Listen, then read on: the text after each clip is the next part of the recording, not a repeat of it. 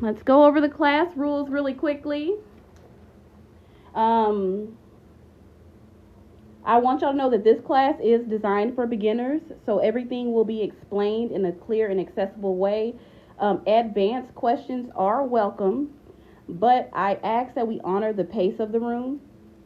The first rule is that this is based on my experience. Everything that I'm sharing comes from my personal journey, my studies, my mentors, my research, my retreats. So take what resonates with you and what doesn't. I want you to leave it alone because not everybody's spiritual path is the same. Number 2, respect different perspectives. Hey, Big Daddy. Everyone's spiritual path is unique. What works for one person may not work for another one, and that is okay. This is a space for learning, not debating or invalidating someone else's beliefs. Number 3, keep the chat positive and respectful. I do have moderators. They will kick you out if you are disrespectful. Disrespect, negativity, or trolling won't be tolerated. If you can't engage with an open mind, this is not the space for you. Number 4, no unsolicited advice or corrections. Unless I ask for input, please allow me to teach without interruptions or what you would consider corrections. If you have a different approach, that is beautiful, but this class is centered around what works for me. The only exception to this rule is at the end of the class, you can teach and tell me whatever you want. I just don't want that to be happening during the class. I'm not opposed to different opinions. Number 5, no gatekeeping or one right way of thinking. Spiritual work is diverse. Traditions vary. There is no single correct way to do things. Only what is true and effective for you. And then the last rule is engage, learn, and enjoy. Ask questions, take notes, and be present. You may want to write down your questions as we go because I will be pausing between each section to answer questions about that particular section. This is an interactive space for growth, understanding, and a deeper connection to the work. So we're going to get started. Just in case you don't know what this class is for, this is for people who are spiritual, but they are confused as to what to call themselves or what to name their path. So we want to define your spiritual walk. We'll be talking about why naming your path is important. I will be teaching you the difference between spirituality and spiritualism because people think they're the same thing and they are not. What makes something a religion? I will be talking about organized religion versus a religion that is organized. There are two different things. I will be teaching you how to find the language of your path. I will be teaching you the science behind naming what you believe. And then we are going to do a group exercise where I will be teaching you guys how to write your spiritual bio, and we will close with a ritual. If you did not look at the class notes and did not know, you are supposed to have a white candle and a glass of water if you want to participate. It is not a requirement. Okay, so let's get started. Thank you guys for tapping the screen. So before we begin tonight, I want to take a moment to share something about myself. I am what is known as an omnist. So I'm someone who believes that there is truth in all religions, but no single religion holds all of the truth. So every tradition, from ancient systems to modern practices, carries a spark of truth. But I am also what you would consider a spiritualist because I believe in the afterlife. I believe in communication with spirits and reverence for unseen forces. It's actually central to how I live my life and how I practice, as well as how I teach. Hey, dancing windows. My ancestors speak, my altar breathes, the veil between the worlds is not a metaphor to me because I am a spiritualist. It's a doorway that I can walk through every day. So I am open with this because many of you are walking a path, but you don't know what to call it, and that is the purpose of this class. You've had spiritual experiences, intuitive dreams, maybe you've seen rituals, you've had moments of clarity, and you just don't know what to call it. But when people ask you what you believe in, You can't tell them. You freeze up because you don't know what you believe in. Or worse, you shrink yourself. Or you lie. You tell people you're a Christian just so you won't hear their mouths. You know how people are. And I get that. Language can be limiting. Labels can feel like cages, but when they're chosen with care, they can also act like keys. And I'm going to teach you how in this class. This class is not about boxing you into a label, but it's about helping you unlock the language of your path. So even if you do find your spiritual bio tonight when we finish, you don't have to share it with anybody. This is something for you. So for generations, we were told what to believe. Now we are being asked to figure it out ourselves. That can be lonely, confusing, even scary, especially for people in the African diaspora. But I promise you, you are not alone in this. And tonight we're going to define terms like spirituality, spiritualism, omnism, and religion. And we're going to talk about what makes something a spiritual practice versus a religion, and how we can honor tradition without being owned by tradition. And I will also be talking about the science and metaphysics as always, because I'm more of a metaphysicist. So I believe in the science behind magic more so than I believe in magic. And ancestral wisdom to help you better understand not just what you believe, but why you believe it. So I want y'all to take a breath. We're about to get started. And remember that this isn't about finding the right box. It's about finding your truth.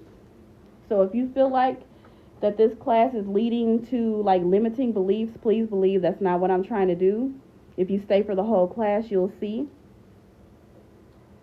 So if you did download the class materials and you want to follow along, if you printed them out, we are going to start on the defining terms section.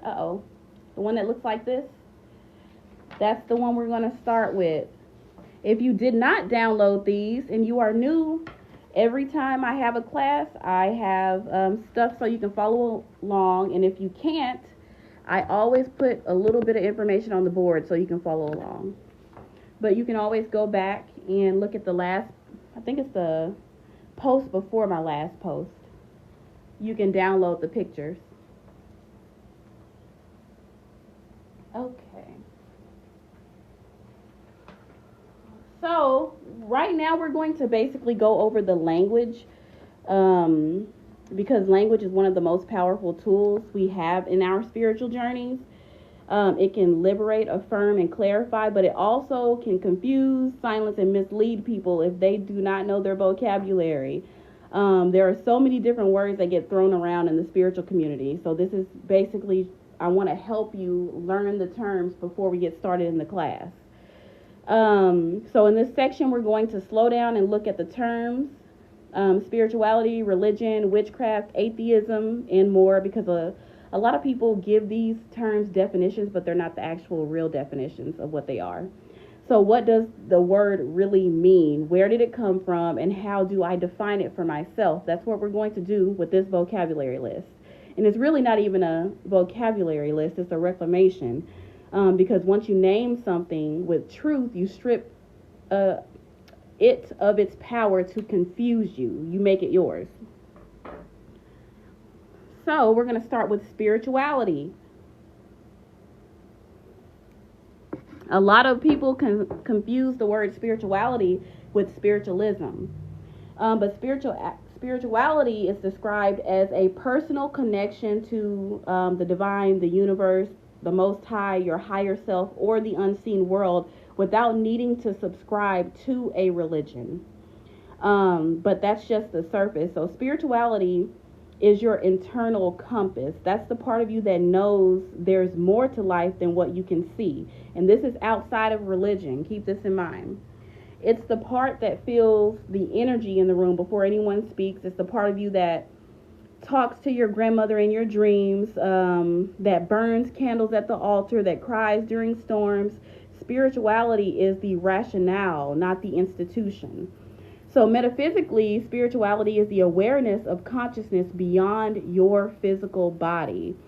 It includes things like frequency, intuition, soul evolution, and the study of how energy and intention interact with physical matter.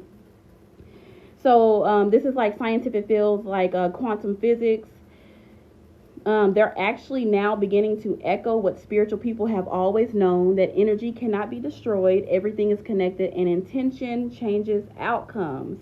So culturally, spirituality often shows up in resistance to systems that have been erased or demonized. For the descendants of enslaved people, spirituality was like a way to remember freedom when religion was used to enforce bondage. So when we say I'm spiritual but not religious, we're actually saying I'm free and I know God without needing permission or a rule book. So that is what spirituality is. But when you get to spiritualism, which people confuse with spirituality, spiritualism is not a synonym for spirituality. It is an actual belief system. It's a type of belief system. And it's centered around communication with spirits and the continuity of life after death. So historically, spiritualism emerged in the 19th century, but its roots go actually deeper than that. African, indigenous, and other diasporic cultures, indigenous, aboriginals, people like that, have been practicing spiritualism forever. Honoring their ancestors, receiving messages from the dead, working with spirit guides, and understanding that the veil is thin. In science, this often overlaps with with phenomenon that can't be measured, like mediumship, dreams that predict death, the feeling of a presence in a room after a loved one dies. These experiences are often dismissed as the feeling of a presence in a room after a loved one dies. These experiences are often dismissed as by institutions, but widely validated by lived experiences. So people will brush them off and say that you're just experiencing the loss of somebody, when in actuality you are feeling the spirit of your loved one, but because of the world today, they think you're crazy, but you're not. So many people have this experience that it is impossible to invalidate it. Spiritualists accept that there is an intelligence beyond the material world, and we can speak to it. That is spiritualism. So spiritualism is also political. In times when enslaved people weren't allowed to mourn, gather, or bury their dead, spiritualism kept them connected to home, history, and resistance. So for some of us, spiritualism isn't just a practice, it's actually a rite. Spiritualism, especially in African American history specifically, wasn't just about mediumship and seances. That's what it turned into after it was colonized. It was about survival. During slavery, when we were stripped of our names, family, languages, homelands, our connection to the spirit world became the last form of communication that we had that they couldn't intercept. So our ancestors became underground messengers, like we lit candles, whispered into jars, buried objects, and placed shoes under floorboards, if y'all know what that means, not just for luck, but for resistance. The whitewashed version of spiritualism came in the 1800s, and that's when they had those parlor seances that you see in scary movies, the table tapping, the echo. They were using those machines for echoes and things like that. That's when spiritualism turned into something commercial that people can make money off of. But enslaved Africans were already speaking to the dead, already channeling dreams, already decoding omens in nature. And after slavery, when churches failed to protect us, we turned inward again, back to our grandmother's hands, back to our root bags, and the sound of our name in the wind. So spiritualism became a rebellion against forgetting for us, a way to retrieve what was stolen, a coded language, basically, for power. And then we get to religion. Religion is a system of faith and worship. It typically includes sacred text, a deity or deities, depending on what type of religion it is, rituals, moral codes, and a structured community. But like every word in this section, its meaning shifts depending on who is using it. So, from a sociological perspective, religion serves four main roles: to provide structure, to create community, to explain the unknown, and to legitimize power. Religions gave us a language for God, death, sin, love, justice, but they also created insiders and outsiders. They tell you what's sacred and what's sinful, often based on who is in charge. So colonizers used religion as a tool of control, often redefining indigenous practices as demonic while stealing their symbols, rituals, and language. Christianity, for example, was used both as a weapon of imperialism and as a tool of survival. Black people in America actually reshaped it, hid rituals within it, and made it a source of spiritual power even as it was used against them.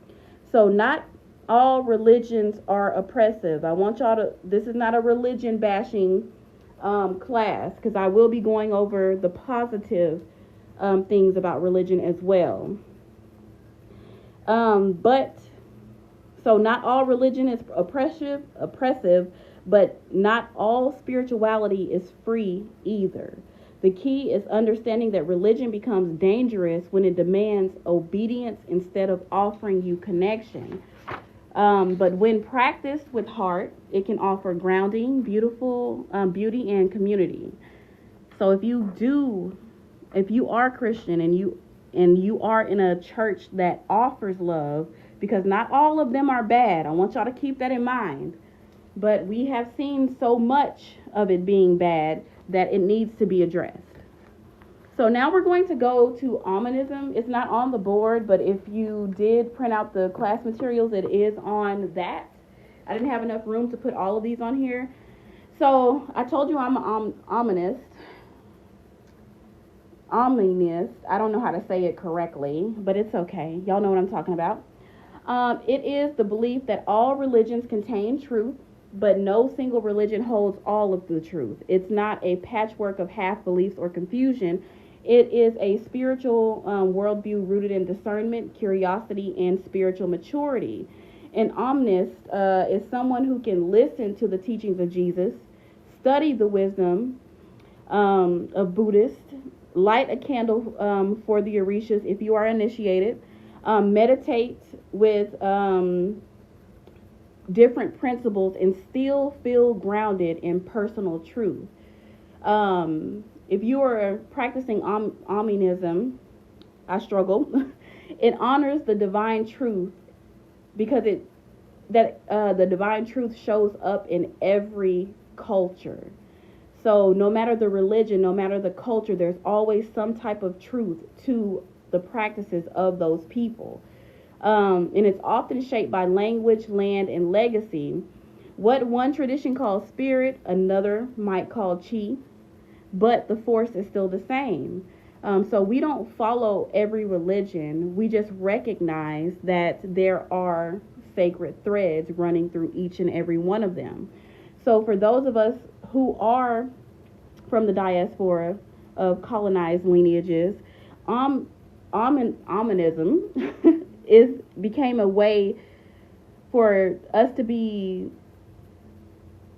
go through syncretism, basically, which is what we're going to go over right here. It was a way for us to take in other belief systems in order for us to hide our true belief systems behind it. So that's why you find a lot of us who believe that all religions have some truth to it. That's how we are able to still use the Bible, even though it was used to oppress us in hoodoo. Spiritually, it is a way of saying I belong everywhere, but nowhere at the same time. It gives you permission to reclaim what your blood knows, explore what's actually calling you, and reject what doesn't. So, We basically believe that God is too big for one book, or God is too big for one religion. The thought of God is too big for any one belief system to tell us what God is what we believe. So when we get into what is a belief system is the invisible web that shapes how you interpret the world. And that is why we're in this class, so I can help you define what your belief system is. It's not just what you think, it's what you assume, it's what you feel, what you are taught without words. Your belief system is how you understand creation, power, death, love, and the purpose of your existence. It influences your rituals, your relationships, your fears, your hopes, and your boundaries. Some belief systems are inherited, and that's passed down from family culture, those who were born in the church. Others are shaped by trauma, rebellion, and personal revelation. Some of us had to deconstruct harmful systems before we could even hear our own voice underneath the noise. For example, if you grew up believing you were born into sin, that belief system may still affect how you approach pleasure, worthiness, and even divine connection, because it's been ingrained into you. Even after you've left that religion, you still find yourself doing things because you have that mind frame engraved into you. What matters is that you examine your belief system with honesty. Find out who built it. Find out if it's actually serving you. Does it reflect your lived experience and your truth? Or is it someone else's idea of God? A belief system should be conscious. And when it's not, that's when it begins to control you instead of guiding you. And that's when you get into spiritual psychosis. And then we get into faith. I'm not going to go over all of these because I actually have a lot of definitions. It's like 20 of them, but I am going to post them later on. I want to go over the real big ones. Faith is not a religion. Faith is not dogma. Faith is not blind obedience. Faith is the deep cellular knowing of something greater exists. And that is in relationship with you, not anybody else. Your faith is in relationship with you. Faith is what you carry when the ritual doesn't work, when the signs are quiet, when the spirit feels far away. Faith is what you learn on when nothing makes logical sense, but your soul tells you to keep going anyway. That is what faith is. For some, faith is placed in God. For others, it lives in the ancestors, in nature, in universal law, in science, or in themselves. The important thing to understand is that faith is a frequency. It's a vibration that you hold in your spirit. It is a scientifically proven that belief affects brain function. It affects immune responses, and it also affects your emotions. That's because faith, whether spiritual or psychological, alters how we experience reality. Faith can be private, it can be fluid, it can also be revolutionary. But for our ancestors, faith was not just comfort, it was actually resistance. The belief that freedom was actually possible, that death wasn't the end, that justice existed beyond the physical. That was what faith was for us. And at the same time, it's actually currently what still lives in us. We still have faith that we will one day have full freedom. So next we're going to move into atheism, because a lot of people think that atheists don't believe in anything. That's actually not true. Atheists are, I would say, some of the most misunderstood people out there, especially in spiritual spaces. By definition, an atheist is someone who does not believe in the existence of God or gods. That's it. It does not mean that they don't have any morals, no ethics, no values, no reverence for life. In fact, many atheists live with deep intention. They honor ancestral memory. They practice energetic awareness. They follow cosmic laws. Most of them believe in the universal laws. What they reject is the idea of a supreme being.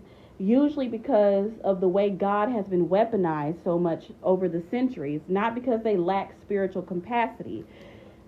Historically, atheists have been demonized by both religious institutions and colonized cultures, but many of our ancestors who were called godless were actually resisting the false gods of that empire, and they were called atheists because of it.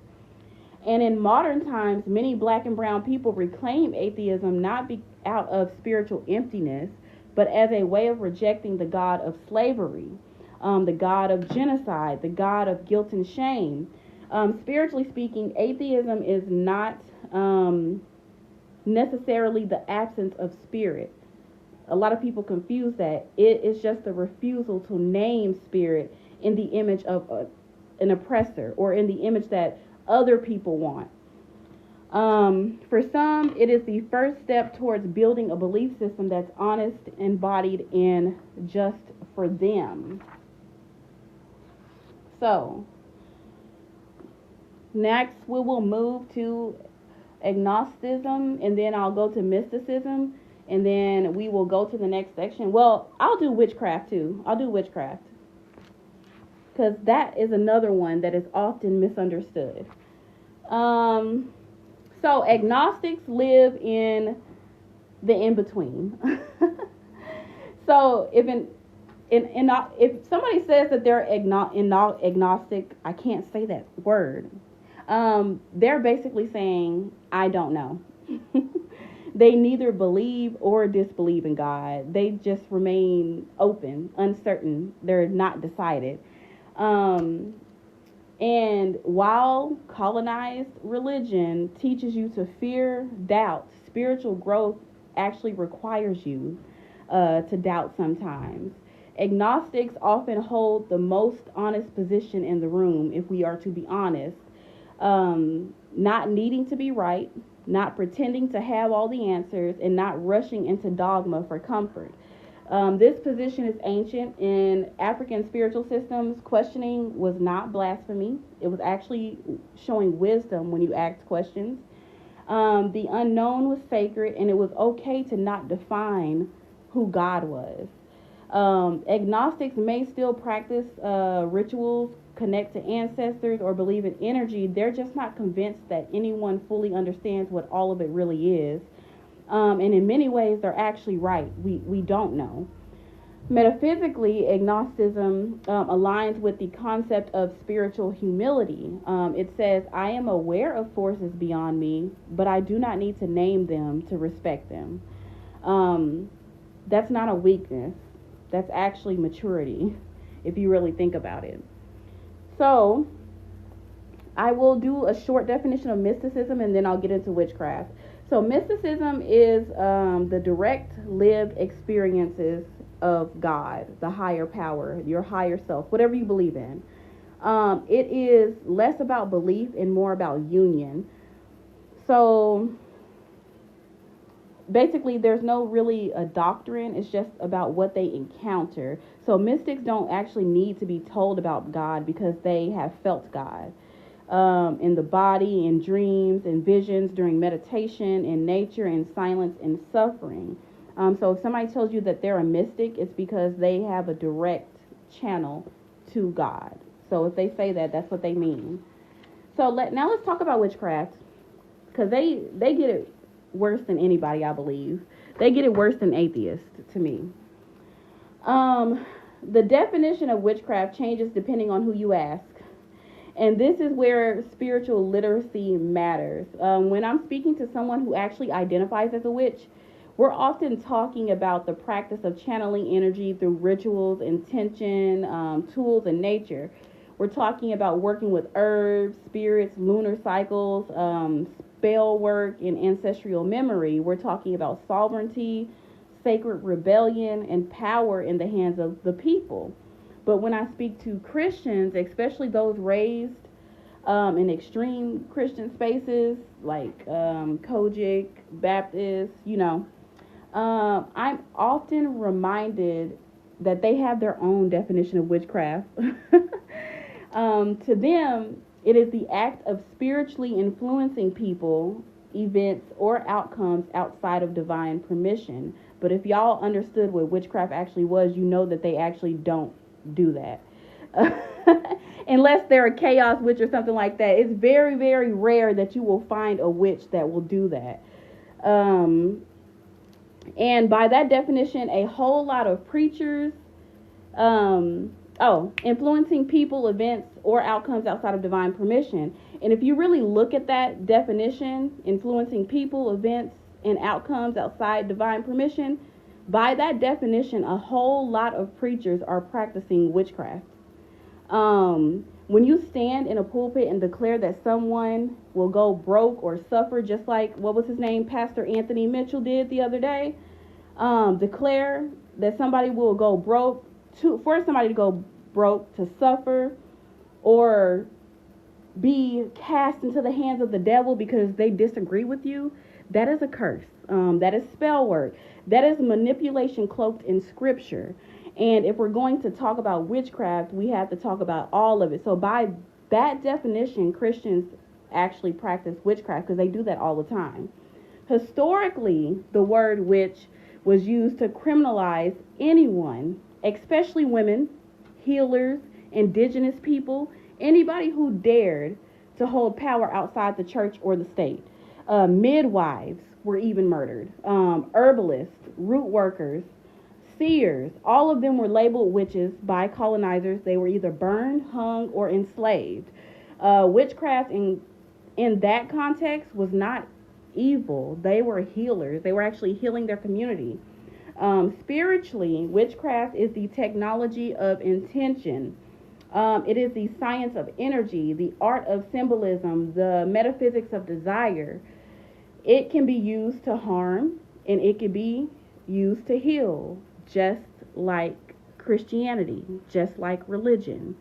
And whether you call yourself a witch or not, understanding what this word truly means will help you reclaim the trauma that your ancestors experienced being called a witch when they were not. The definition of what, the Christian definition of witch, they were not. But if you look at the actual definition of witch, what it really means to be a witch, to be one with nature, to be able to heal yourself what God gave you, then our ancestors were witches. So I'm going to give y'all an option because I don't want to keep y'all up all night. This class really isn't that long anyway. So I have some other definitions. I have heathen, because a lot of people don't know what that means. I have pagan, heretic, seer. Would y'all like me to go over any of those before I move on?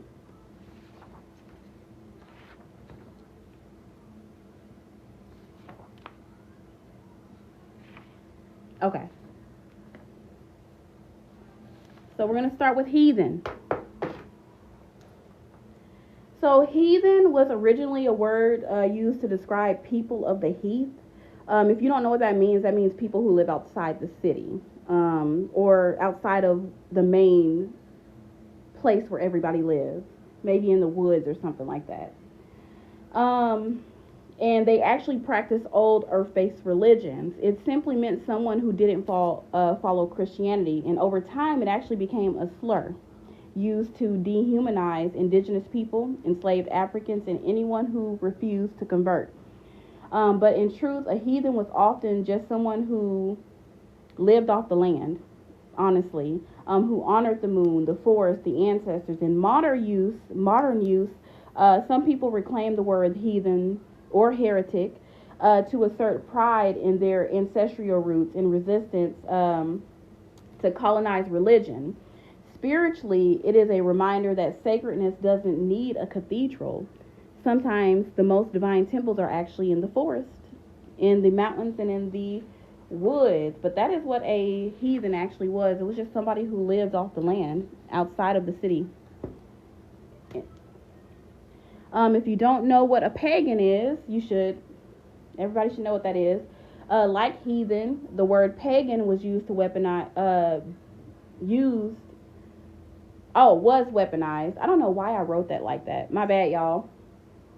Was weaponized by colonizers to describe any non-Christian or polytheistic spiritual system. But historically, paganism refers to rule, seasonal, and earth-based religions, very, very similar to a heathen.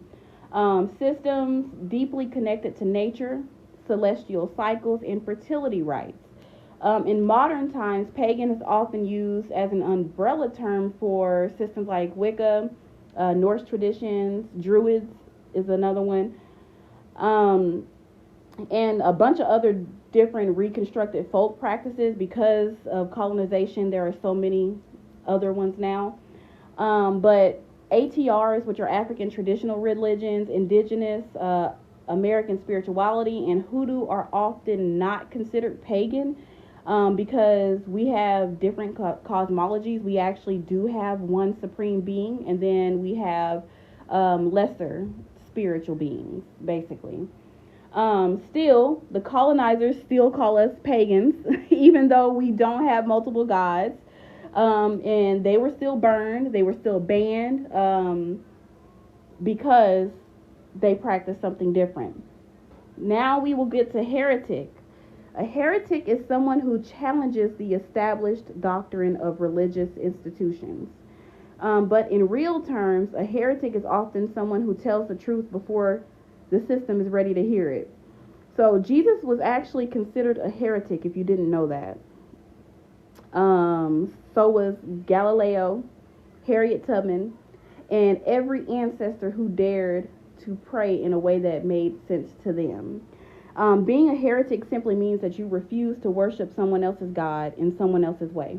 It means that you trust your spirit more than you fear their rules.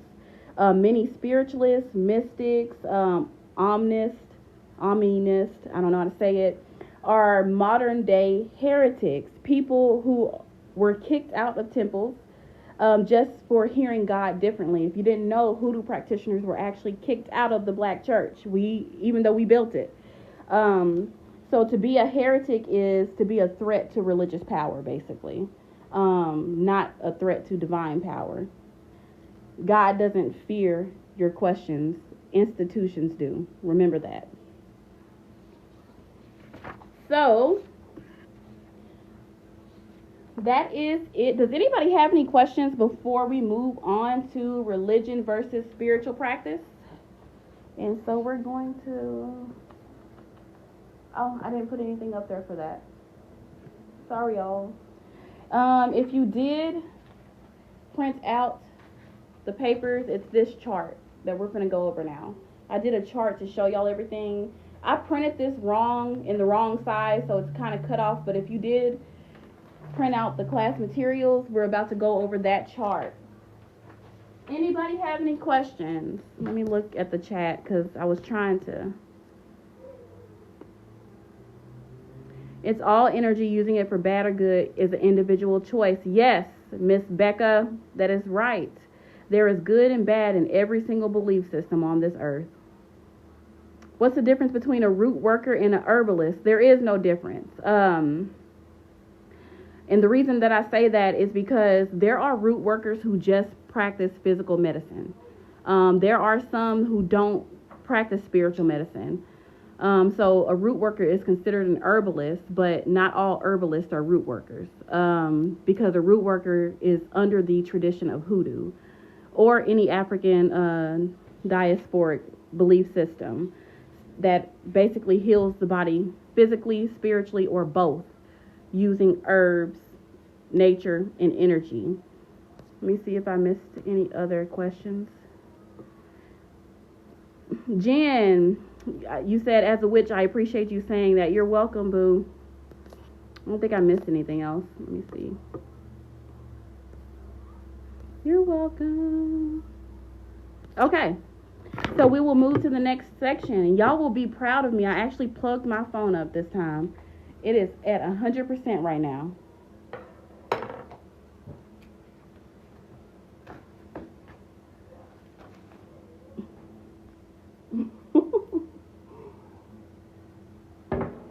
Okay, now we're going to go over religion. Thank you, Melly. How often do you teach your classes? I try to teach a class every week. However, I have so many obligations in the community that sometimes I can't do it.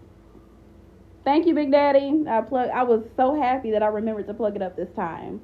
So I try to do this every week, but if I can't, you'll know because I always post what the class topic will be at least a day before. If it's not a day before, it's 2 or 3 days before I actually do the class.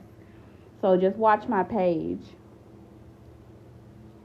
So let's take our time here with this section because the distinction is one of the most important ones that we will unpack today. Religion versus spiritual practice. Many people don't realize that you can have a rich, devoted spiritual life without ever joining a religion. And many people inside of religions are practicing spiritual rituals without fully understanding them as a ritual. This is where language, history, and self-awareness all meet. So let's start with the basics. What makes something a religion? We'll start there. Oh, you're welcome, Melly. Thank you for showing your appreciation. So, religion is a structured system of beliefs that usually involves worship of a higher power. It has a sacred text, a codified set of doctrines or dogma, and a community that gathers regularly to reinforce all of those teachings. So religions often come with rules, rituals, clergy, holy days, and often a promise of salvation or enlightenment in exchange for faithful practice. The word itself comes from Latin, and I don't know how to say this, regular. I don't know how to, I will spell it for you though on the board. I don't speak Latin, and y'all know I suck at pronouncing words. Because I read in my head. And so because I read a lot, I always pronounce words out loud differently than what I do in my head. But that's how you spell it. That's the Latin word for religion. Which means to bind. Hold on. TikTok's making me do that puzzle thing.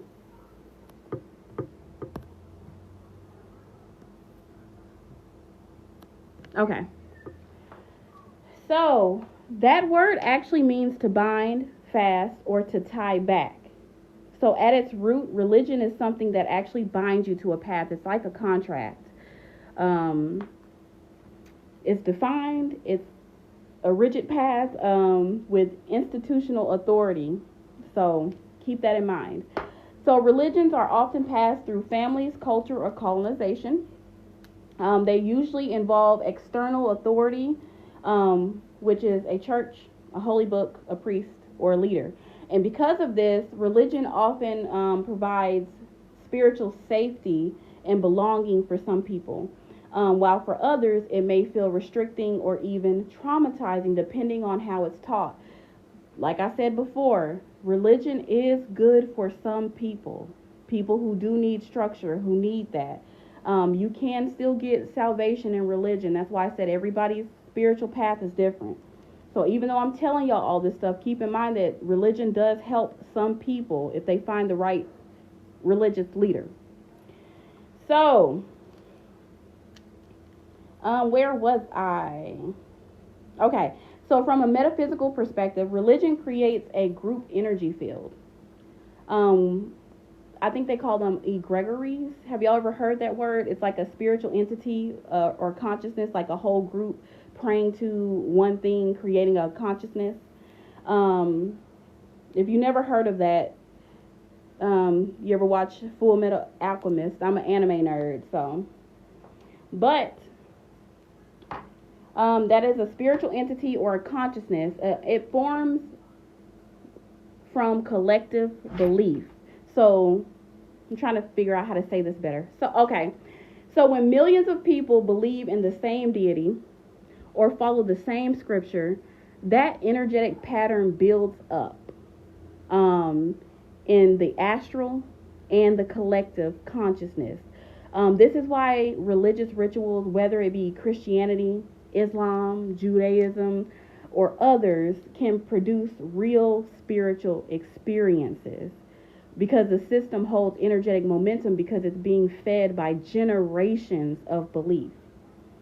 That is what a Gregory is. If you don't know it, I can spell it for you because I don't even know if I'm saying it right. But if you've ever seen this word, that's what it's talking about. If you watched, what is that show that had the African gods in it? Oh, it's called American Gods. Yes, that's how you spell it. Thank you, Jen. That's exactly how you spell it. How they said that because people were worshiping technology, they created a new god. That's what I'm talking about. That is why religion is so powerful, because they've been worshiping the same scriptures. We're not going to get too deep into it. But it is also why it can be very difficult to question or step away from religion. You are not just leaving a belief system, you're stepping out of a thought form that has been sustained by billions of people over time. That is not a small thing. That is why it's so hard. Thank you, egregor. Egregor. Okay, that's how you say it. Y'all teach me a new word every time. So, it is important to say that religion in itself is not a bad thing. I keep telling y'all that. When practiced in its highest form, and when I say highest form, I'm talking about they're practicing it with humility, compassion, and integrity. They're actually following the words that Jesus was trying to get across. Not pretending to. So religion can be a beautiful container of healing, ritual, and collective power if it's used correctly. The issue isn't religion. It is when religion is weaponized. So when it is used to control, shame, or dominate others, it becomes a tool of oppression instead of liberation. But when religion teaches people to love better, serve better, walk with intention, it becomes sacred. That's when it's actually structure. Not all religion is harmful. Some people find freedom inside of well-held religious practices. The harm comes when it is done at the expense of others. When it silences questions. I would fear any religion that tells you that you're not allowed to ask questions. And this is in and outside of Christianity. Any religion, if you come across a religious leader in any belief system that doesn't allow you to question them, run. Okay? So, let's talk about what makes something a spiritual practice. Because if you are just coming in, we're discussing the difference between religion and spiritual practice. A spiritual practice, on the other hand, is not defined by rules or institutions. It's defined by direct connection. A spiritual practice is anything you do to cultivate your relationship with the unseen. Be your ancestors, your higher self, the earth, the universe, spirit, source, God, goddesses, gods with a S of your choosing. It can be solitary or communal, structured or intuitive. It might look like meditation, candle work, divination, journaling, dancing, fasting, or sitting quietly with nature. There is no gatekeeper. There is no required text, and there is no external authority validating your experience. A spiritual practice is your experience, how you experience God or a higher being or your higher self. What makes something a practice is your intention and your consistency. Just like a doctor or a musician has a practice, a spiritual person chooses practices to help them stay aligned, grounded, and open to the sacred. These can evolve over time. Spiritual practices change as you evolve. They can be drawn from many cultures or arise just from your own inner knowing, which I tell y'all is y'all mitochondrial DNA, mother wit. A spiritual practice is deeply personal, although it can also be rooted in ancestral, cultural, or indigenous ways. Scientifically, we know that consistent spiritual practices change the brain. I have went over that in a bunch of other classes. Meditation changes gray matter into density. Prayer actually calms your nervous system and strengthens your emotional resilience. These are scientific facts, y'all. Y'all can look this up. Breath work can regulate trauma responses. So even outside of belief, your body benefits from spiritual discipline. This is why rituals work. This is why spiritual practices often remain even when someone leaves a religion, because the nervous system and the soul remember what brings you peace, what brings you clarity, what feels like power to you. So the biggest difference between spiritual practice and religion is dogma versus direct experience. If you don't know what dogma is, because I have said that word a lot, it's like a set of principles or beliefs that are laid down by an authority as unquestionable truth, basically. Like you cannot question it.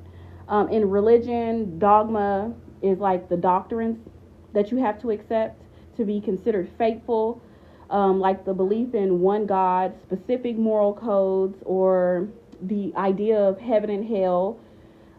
And the real danger with dogma is not that it exists, but that it often discourages questioning. That's why they call it dogma. It means you cannot question it. Let me see. So that's basically what it is. Religion is belief through dogma. Spiritual practice is belief through experience. Anybody have any questions about that?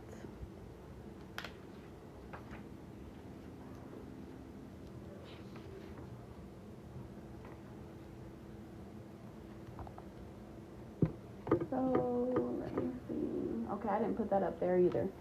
So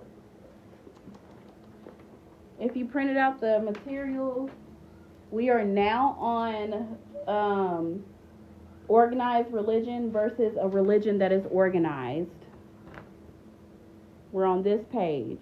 I did not put that on the board either because I ended up running out of space. Sorry, y'all.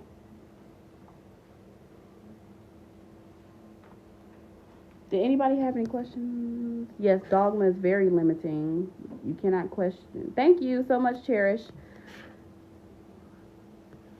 Okay, so we're going to talk about organized religions versus religion that is organized. Keep in mind, I am about to talk some mad shit about religion. Keep in mind that I believe that there is truth in all belief systems. I am specifically talking about colonized religion when I am talking now, okay?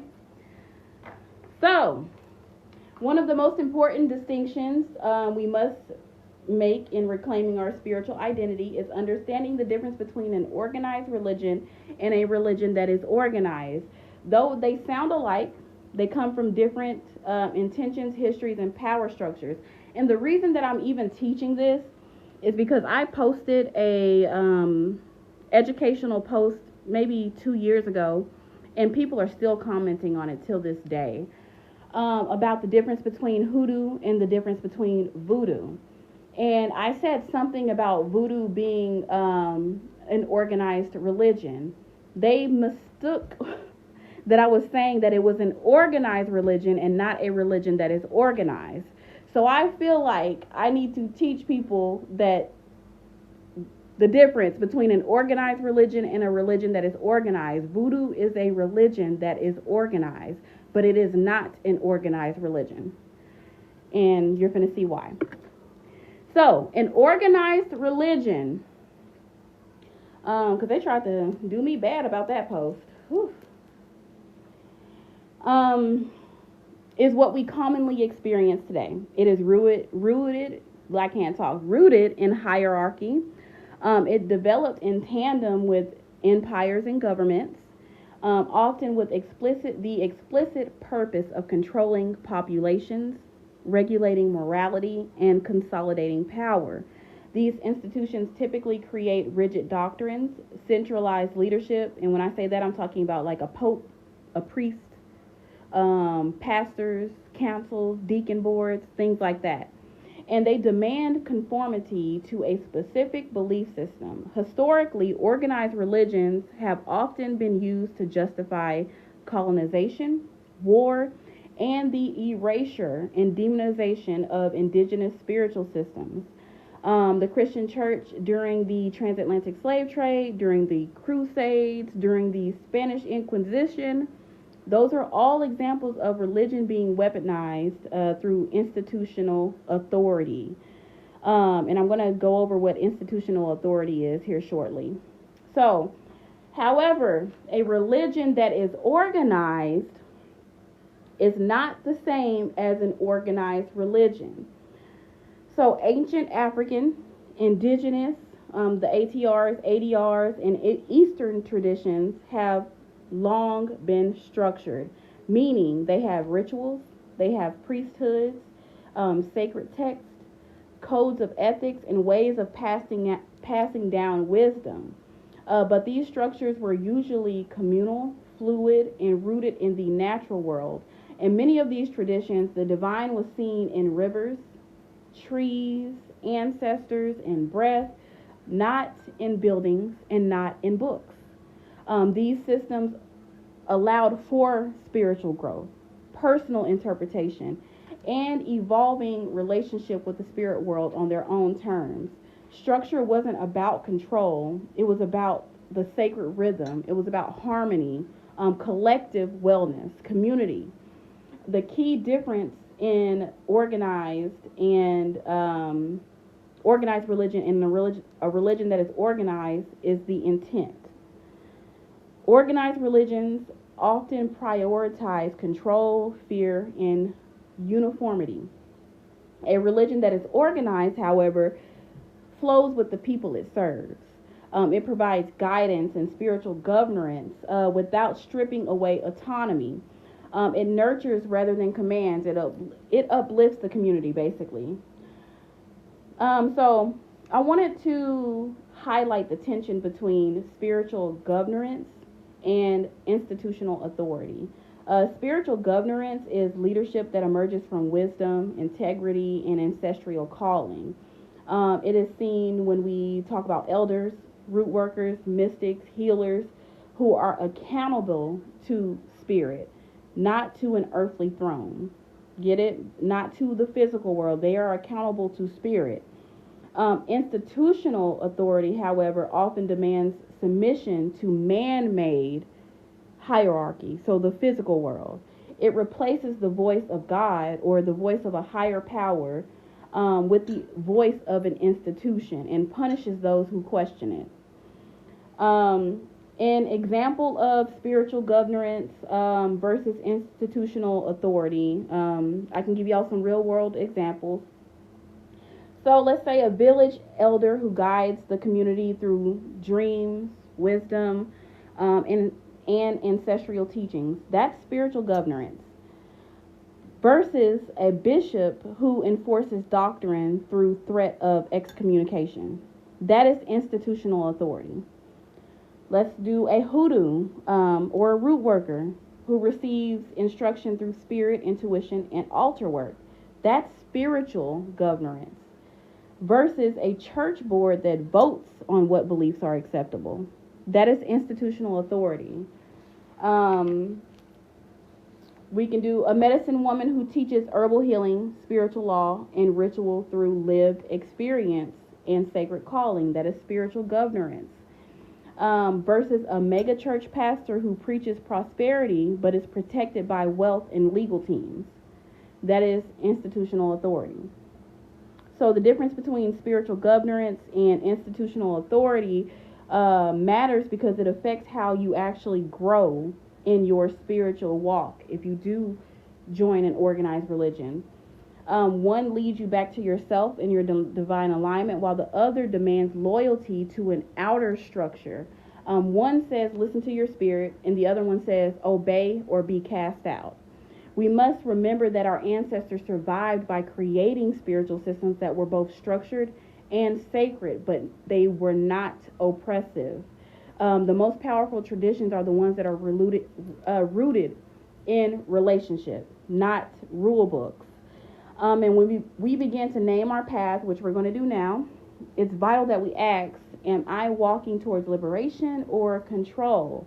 Am I following truth or am I following orders? So, anybody have any questions? Hey, Goddess Kiki, I didn't even see you come in. Hey, girl. We're going to go over how belief systems are formed. And when I say belief systems, we're talking about your belief systems. I'm not talking about religions and things like that. This is how your belief systems are formed. Okay.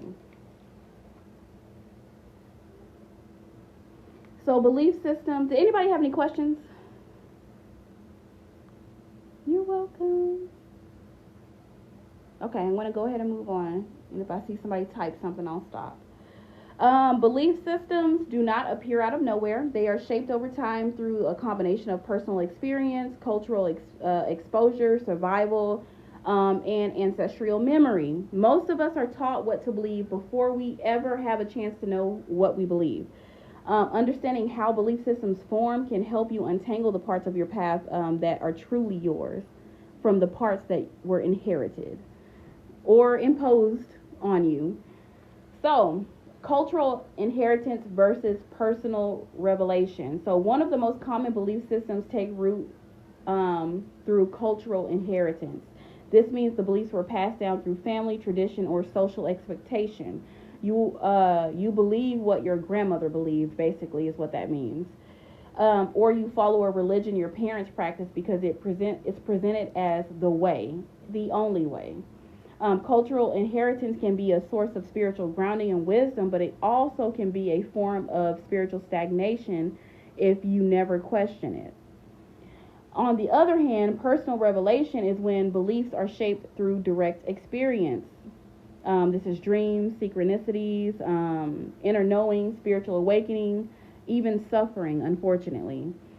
These are moments when the higher power speaks to you directly, not through a man, but to you. When you realize what feels true in your bones, even if it doesn't match what you were taught. Many people walk a blended path, carrying the best of their cultural roots while also following the voice of spirit themselves. And then we get to trauma. Let me turn this a little bit. Okay. Many people find spirituality because religion failed them. The loss of a loved one, the cruelty of religious institutions, the judgment from the church, or silencing people because of what they choose to identify as. These painful moments often become catalysts for spiritual seeking. Trauma can shatter belief systems, but it can also become a gateway for revelation. Right here, that's where we are. That breakdown creates a space for deeper truths to arise. Rebellion, too, can be sacred, especially for Black, Indigenous, and colonized people. Turning away from religion forced on your ancestors is not just a personal decision, it's an act of spiritual reclamation. Many enslaved Africans practice Christianity outwardly while keeping their own spiritual systems alive in secret. The tension between conformity and spiritual truth still exists today. So if your journey began with rebellion, understand that rebellion can be holy when it's rooted in a search for freedom and truth. And then we get to syncretism over here in this little cloud. So another powerful aspect of belief formation is syncretism. This is when the blending of different spiritual systems into one. This often happens out of necessity, survival, and cultural fusion. One of the most well-known examples is how African traditional religions, ATRs, merged with Catholicism and Christianity during enslavement and colonization. In places like Cuba, Haiti, Brazil, and the American South, enslaved people were forced to convert to Christianity but secretly continued honoring their orishas, their ancestors, and their spiritual rituals. Catholic saints were used as stand-ins for African deities. Feast days were used to cover rituals. This survival technique led to entire systems like Santeria, Voodoo, Lukumi, and Hoodoo, and a bunch of others. There are a lot of them. which blend African spirituality, Christian texts, herbal knowledge, and other ancestral memory together to create a new belief system. Syncretism is not always intentional. Sometimes it happens slowly over generations, like it took over 400 years to create the ones that I just mentioned. For example, a modern spiritualist might carry crystals, read a Bible, and venerate their ancestors, not because they're confused, it's because their spirit has collected what resonated from different systems and made a home out of it. Syncretism is sacred. It reflects how resilient and creative and adaptive the human spirit actually is. It shows you that belief is not always bound by one path. It can evolve, stretch. It can become a bridge between worlds. Hey, for We Are Many, I haven't seen you in a long time. So, belief systems are not static. They are actually living, breathing, evolving reflections of where you come from and what you've survived and what your spirit knows to be true, whether you are it's inherited or you find it on your own. So we're going to talk about finding your language. And then we're going to get into the class, I'm going to teach you guys how to make your own spiritual bio. And then if you want to participate in the ritual, all you need is a glass of water and a white candle and your voice.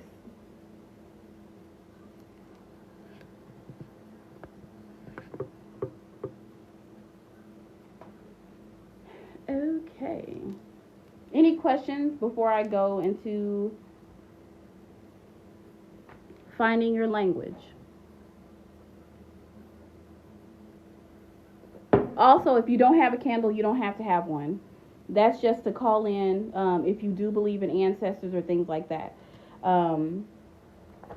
If you want to. If that is not part of your belief system, you do not need the candle. You just need the water and your voice.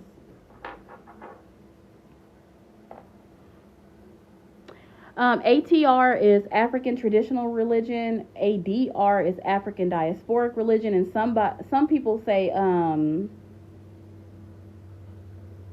African derived religions. I've heard two different things for ADR. But basically religions or practices that come from Africa. But they're not traditional. You're welcome. So one of the most powerful acts of sovereignty is learning how to describe your own spiritual truth.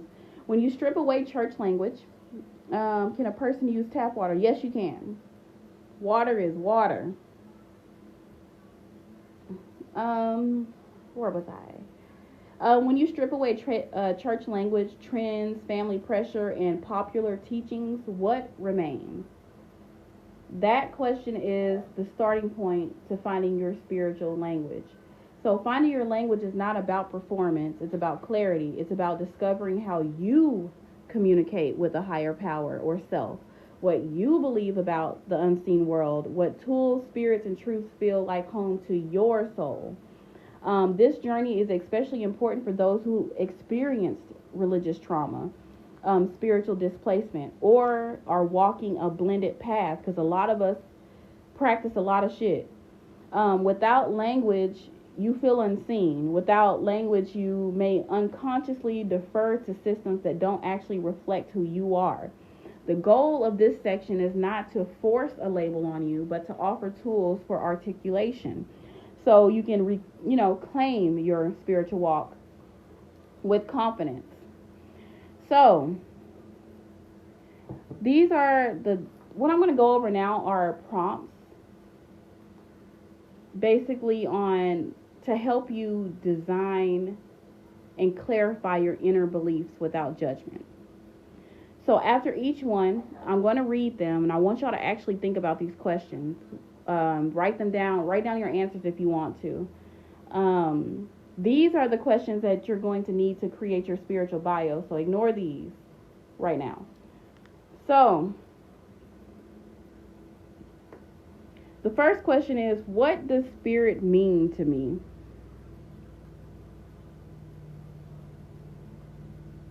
Do you see spirit as a being? Is spirit energy to you, if you're a scientist? Is it presence? Is it memory? What is spirit to you? If you describe spirit as energy, you may be leaning more towards metaphysics or animism. If you describe spirit as a being, you might resonate with a deity-centered or ancestral traditions. If spirit is emotion or intuition to you, your path might be more of a mystic or psychological nature. So the way that you define spirit determines what your belief system is. Anybody have any questions about that one before I move to the next question? So what is spirit to you?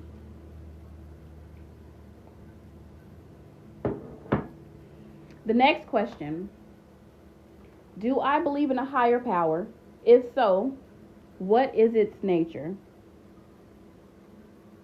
So when you're thinking about this, think about, is all that in one? Where would presence fall under? That's more so somebody who's a medium. If you look at spirit as presence, you're probably like somebody who believes in spiritualism, believe in the afterlife, things like that. Presence is spirit, like that's your ancestors, things like that. What did you mean, Goddess Kiki, when you said is all of that in one? Oh, you believe in all of them, then you're probably an omnist. OMNIST. You believe in everything. That's what I am. I believe that there's truth. All of that exists. Oh, thank you so much, Sacred Patterns. So, the second question is, do I believe in higher power? If so, what is its nature? And when I ask you this, think about, do you believe in a singular God or do you believe in multiple gods? Do you believe in divine feminine or do you believe in duality, divine feminine and masculine? Do you believe in a collective force? Like, I believe, was it the last class I told y'all about my theory about the law of collective, of the collective that I'm working on? But I'm actually working on a theory around that. I haven't finished it yet, so I haven't shared the whole thing. So if your answer reflects hierarchy and order, you may gravitate towards structured systems like traditional religions. If your answer reflects multiplicity or fluidity, your path may be pluralistic, which is maybe pagan, something like that. So the third question is, how do I view death? And what do I believe happens after death? Do you see death as a transition? A lot of people see it as rebirth. Do you believe in reincarnation? Or do you believe once you die, that's it? Nothing happens. You feel like it's both the divine feminine and masculine? And if you say, I don't know, that means that you're agnostic. Sacred Patterns. If you don't know, most people who don't know, but you feel like there's still something there, you are agnostic. Ascending, the unknown.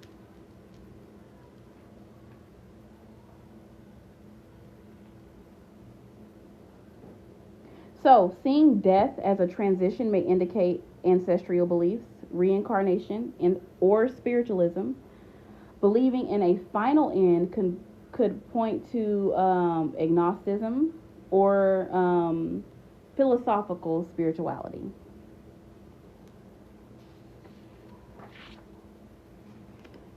Next question. Do I believe I've lived before? Will I live again? All that. I believe energy never dies. Same. I believe in all of this. Everything that I'm reading, I believe all of it's true. I believe that you create your own reality. You have the ability to create. You were made in God's image, therefore you can create as well. After death, I feel like you move on to another experience that feels better, like a better experience. I believe that too, actually. I believe that you move on to another experience. Energy never dies, absolutely. So, what is your gut feeling? Even if you don't have any logical reason to believe it, do you feel like you've been here before? You don't have enough. I tell people all of the time that I have been here so many times. I actually dream my past lives. I've been here so many times, and I feel like this is my last life here. I tell people that all the time. I don't think I'm coming back after this time. I think I'm actually going to fulfill my purpose before I leave this time.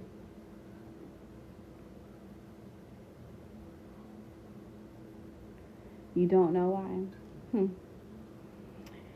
There are readers out there who do past life readings. I offer past life readings, but I am claircognizant. I am not clairvoyant. So if you want an in-depth past life reading, find somebody who is clairvoyant, who has that gift, and do past life readings at the same time, and they can tell you a lot. You will be shocked, because I've gotten one done from a real person, but I don't know how to contact her because I met her at a fair. And I was just paying for it for the hell of it, but she was the real deal. Let me see. I hope there are no more. Hopefully, if you come back, it will be a different experience. So, reincarnation beliefs are often connected to historic systems, ancestral memory, and soul contracts. If you don't believe in past lives, but feel spiritually guided, your beliefs may reflect monotheism or mysticism rooted in this lifetime only. So the next question is, what role does ritual play in my life? What rituals feel sacred to me? And if y'all, I forgot to tell y'all, if y'all go on my page, I have all of these questions on my page. You can actually download it and print it out. Okay? I believe it's the third from last post that I made. It might be the third one. You can download all of these questions. If you are somebody who journals. So, what roles do rituals play in my life? What rituals feel sacred to me? Do you light candles? Do you pray? Do you make offerings? Do you meditate? If your rituals are repetitive and symbolic, you may be drawn to ceremonial and devotional paths. If they are spontaneous and intuitive, your path may be mystic, nature-based, or spirit-led. And then the next one is, do I believe in ancestors, spirit guides? I said spirit guides. Spirit guides, angels, or other spiritual beings. So basically, who shows up when you feel connected? Or do you prefer silence and stillness? Because some people don't believe in spiritual beings. If you believe in specific spiritual helpers, your path may involve mediumship, ancestral veneration, or animism. If your beliefs, and if you don't know what animism is, it's the belief that everything has a soul. And I'm talking about everything, or everything vibrates at a certain frequency. Everything is made up of energy, which is a scientific fact. But even this board has a soul, has energy. That is what animism is.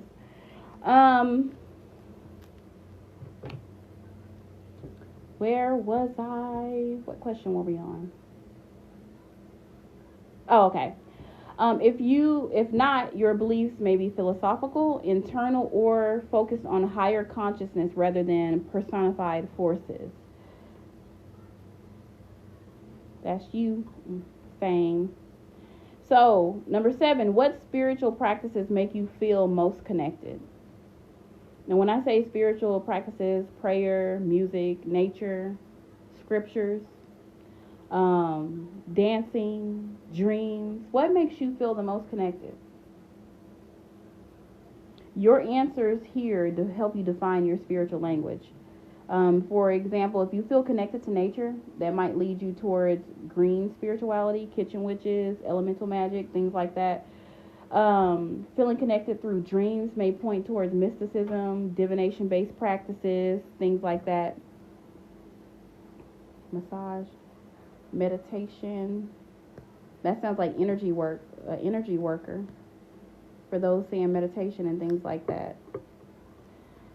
So, number 8, what parts of my childhood spiritually still feel true? What parts no longer fit?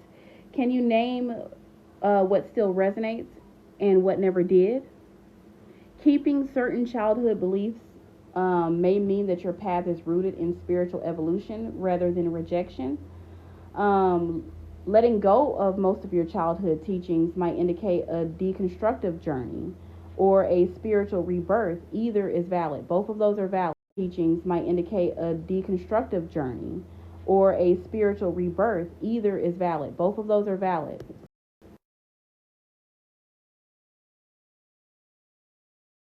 On really quick. Valid. Both of those are valid.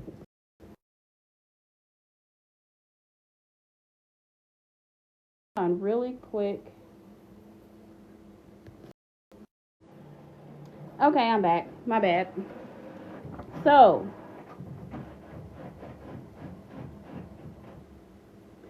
I'm going to go over how to mix belief systems without confusion. Because I don't want y'all just going out there throwing things together because you came to this class. That's not how it works. Did anybody have any questions about those questions we went over? We're going to go, sorry, that's my printer. We're going to go into something deeper in a minute when we go through the spiritual bio. And then you're going to speak your bio into the water. If you have already printed out, let me move these out of the way. Which one is it? This one. If you printed this out, it's going to tell you exactly what we'll be doing with the water and stuff.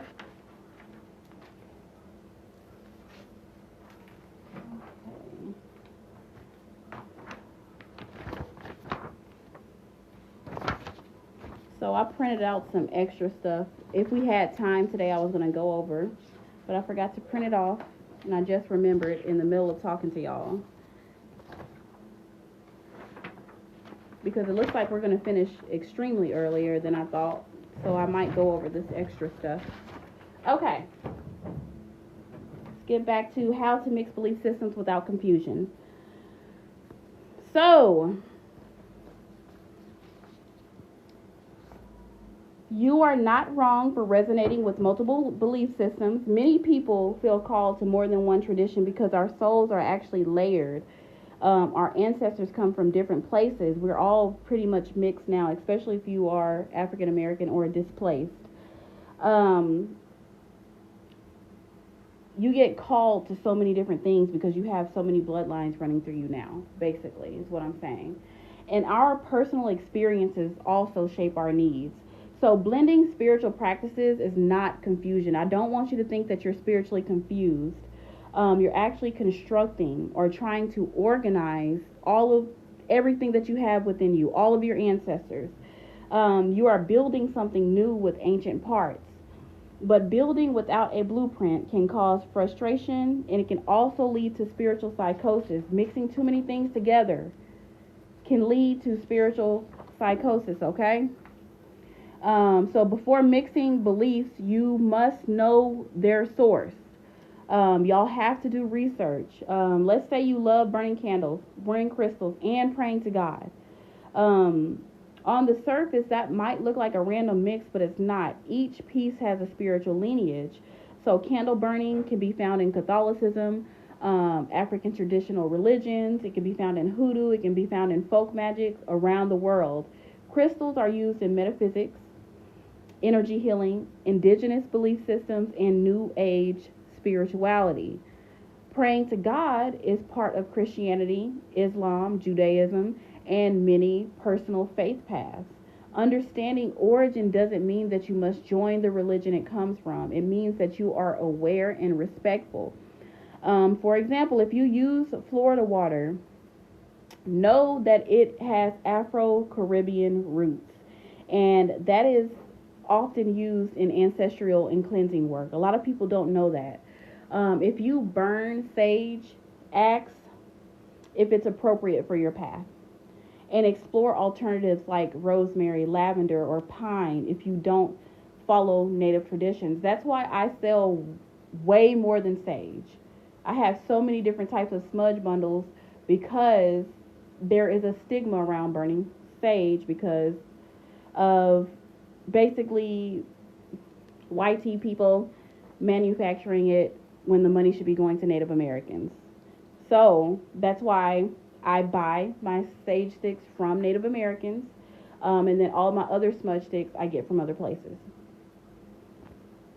But you have to be respectful when you use other people's practices, and I'm going to go over that too, because some practices you cannot use. It's not open.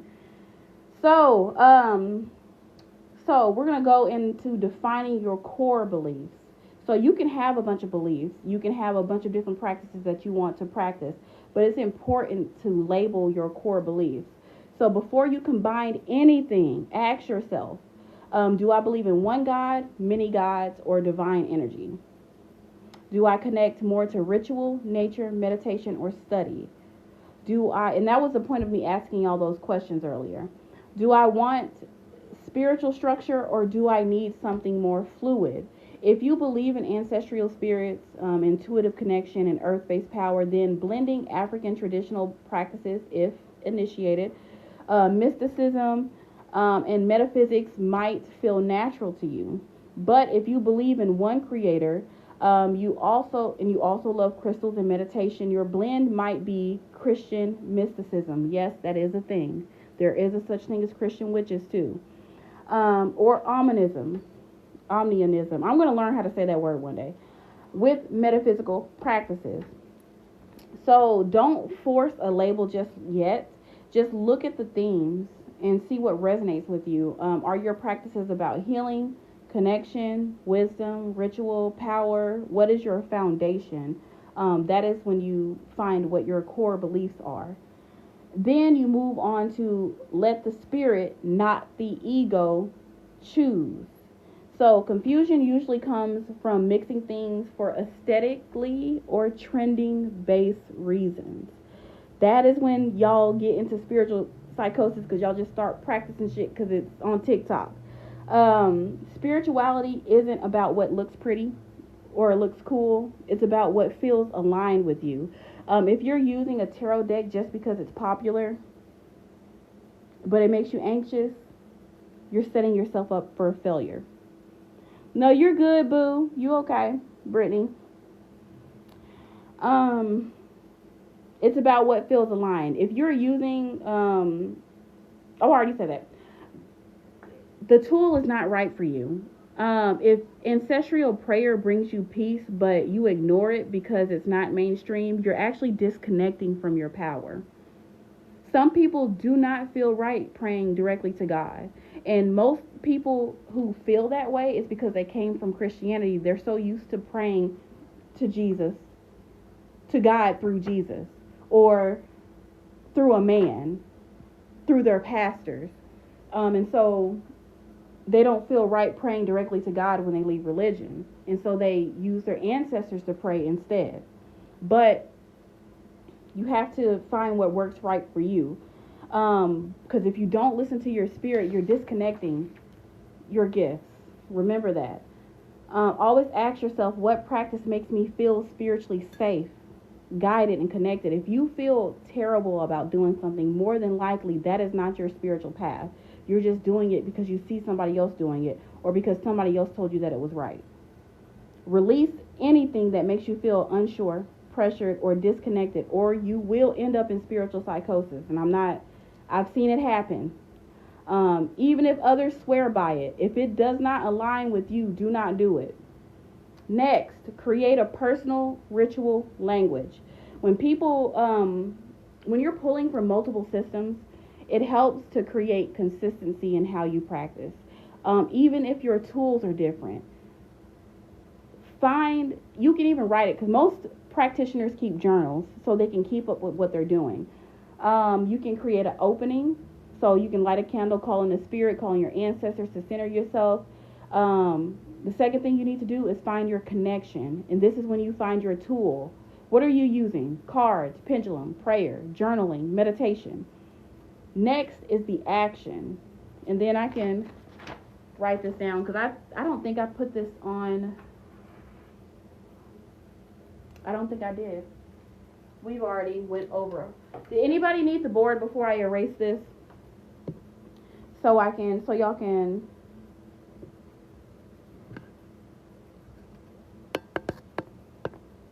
Let me erase something that is not important, really, which is syncretism, because that's pretty self-explanatory.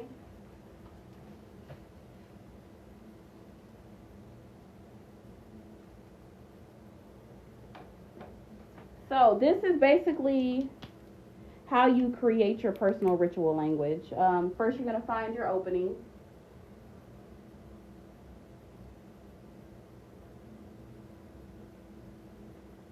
And if you didn't hear me, opening is like, what are you going to start with? Are you going to light a candle? Are you going to meditate before? Are you going to pray to your ancestors? What are you going to open with?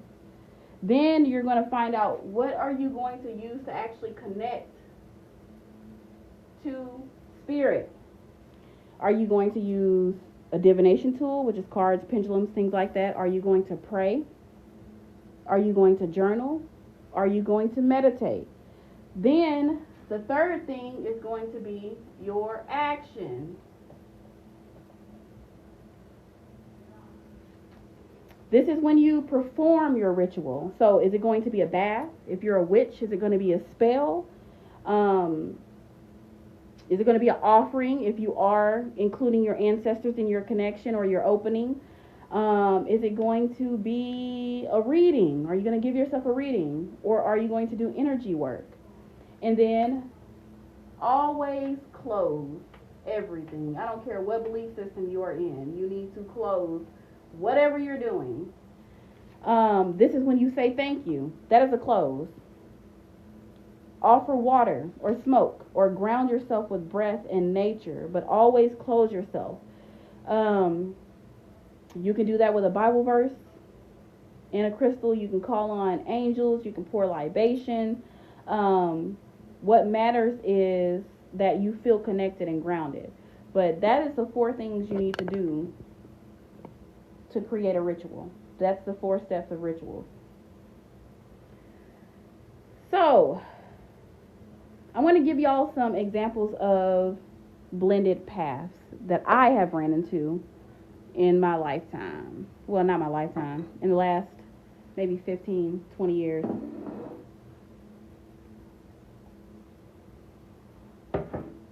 You're welcome. So, I've ran into a rooted mystic. This is somebody who believes in ancestral connection. They practice candle magic, and she actually studies astrology. She pulls from hoodoo, African spirituality, and metaphysics. Her altar is her Bible, her crystals, her water, her herbs, her photographs of her elders. I'm actually describing myself, the rooted mystic. So, I also call myself an omnist because I believe in everything. The Christian metaphysicist still prays to Jesus, but also studies universal laws, burns incense, and journals using chakras. This is actually somebody I know. I actually had her as a guest on one of my lives, if y'all remember her. She's actually a pastor, but she is also a metaphysicist and a hoodoo, basically. They mix Christian teachings with soul, science, and energetic awareness. They might light a candle and say Psalms 23, followed by quiet meditation and scripting their dreams. Her name is the Spiritual Plug on TikTok if y'all ever want to follow her. So, then the Soul Rebel. These are the people who left strict religious backgrounds, are now exploring what fits. They might not have an altar yet, but pray while they're cooking, talk to ancestors in the car, and read spiritual books across many cultures. Their path is still forming, but their intention is sacred. This is somebody who just left, and they're exploring everything at this time. Those are some examples of when I say blended paths. You see how they're blended, but they're still balanced. You don't want to blend too many things together. It could lead to a lot of stuff. But if you do blend your spiritual beliefs, you are not a Frankenstein. You're not a spiritual Frankenstein. You are not doing too much for resonating with candles, chakras, psalms, ancestor sage, and crystals. You're discovering your frequency. You are allowed to blend traditions if it's done in reverence, respect, and reflection. You are not appropriating if you are honoring, learning, and staying in alignment with your lineage. Remember that. And calling. What creates confusion is not mixing systems, but when you do it without knowing why you're mixing them. If you don't have any reason, if I ask you, why are you mixing these two things together, and you can't tell me, that means you shouldn't be doing it. Oh yeah, she's the truth. The spiritual plug, y'all need to follow her. Very, very intelligent woman. Let's see. And she's actually a Christian pastor. And if I'm referring you to a Christian pastor, just know she the truth. So, keep asking questions. Keep listening to your spirit. Let your rituals be reflections of your truth, not someone else's trend. And remember, clarity comes with consistency, not conformity. So, now we're going to get to, naming your path. And this is when we get to labels in your spiritual bio.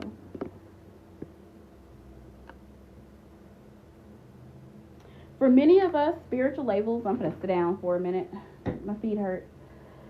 Spiritual labels were once cages, so I can't see y'all comments, so wait until I finish this section, because I'm sitting down, y'all. Spiritual labels were once cages. Maybe you were told you're only allowed to believe this. That belief is demonic. Like my aunt used to tell me reading Harry Potter, I was going to be possessed by a demon. Shit like that. Don't question the doctrine. In response, we often reject all labels as a form of freedom. But what if claiming a name for your beliefs wasn't about a limitation? What if it was about spiritual language, about finally having words for what you always felt? So I'm not putting a label on you, okay? I'm teaching you how to name your path. It's not about shrinking your beliefs. It's about grounding them. It's about being able to say, this is what I believe. This is how I connect. This is where I feel most aligned. When you name your path, you create spiritual clarity. You give yourself a compass, basically. You make it easier to find community, easier to find teachers, and traditions that match your actual values. You don't need to pick a popular label. Like everybody's calling themselves a hoodoo now. Everybody's calling themselves a witch now. Never really even studied any of the traditions. They just calling themselves that. When you don't pick popular labels and you actually create a label that honors, or a title that honors your truth, you're actually creating a spiritual language for yourself. For example, I am a Christian mystic who believes in Jesus, the power of prayer, and energetic healing. Or I practice ancestral spiritualism, rooted in my lineage and guided by ritual nature and spiritual work. You can say I am a metaphysical omnism. I'm going to learn how to say that. I study many paths, but I believe all truth flows through one source. That is me. I am an earth-based intuitive, not tied to a religion, but deeply connected to cycles of nature and energy. Those are not trends. Those are not aesthetic bios. These are spiritual declarations that reflect clarity. They evolve with time. You can change your label as your practice deepens. And you don't owe that explanation to anyone but yourself and to spirit. These are for you. That's why I put none of your business in here. So if somebody's asking you, tell them none of your damn business. The labels are for you to speak life into your beliefs, not to tell somebody else. And if you don't want a label, if you don't want to create a name for what you believe, that's okay too. But know this, naming your walk isn't about performance, it's about presence, it's about declaring, this is who I am, this is what guides me, this is how I walk in spirit. As you define your path and you blend these spiritual systems, it is critical that you understand not all spiritual practices are for everyone. Even though I'm teaching you this, keep in mind, some spiritual practices are not for you. You can admire a practice, you can honor the beauty of a practice, and even feel spiritually connected to its energy. But that does not automatically give you permission to use it. If a tradition is closed, meaning it is protected by initiation, culture, bloodline, or oaths, you must earn your place through the proper channels, okay? Not aesthetic or social media interests, actually going through the proper channels. If a tradition is cultural, rooted in people who have survived oppression or genocide through a spiritual system, it must be respected. It is not to be repackaged. It's not to be watered down. If you feel called to a practice that is not in your lineage, ask yourself, have I studied this deeply? Have I honored the people it comes from? Have I received permission, or am I just taking something? And I'm not talking about, this is not about gatekeeping. This is about having integrity. You are not spiritually powerful if your power comes from disrespect. You are not spiritually aligned if your rituals rely on the theft of somebody else's shit, okay? You are not truly awakened if your curiosity outweighs your accountability. You can build a liberated path without colonizing somebody else's beliefs. And this is for black people too. Just because you're black does not mean that you're allowed to practice all of the belief systems in our diaspora, okay?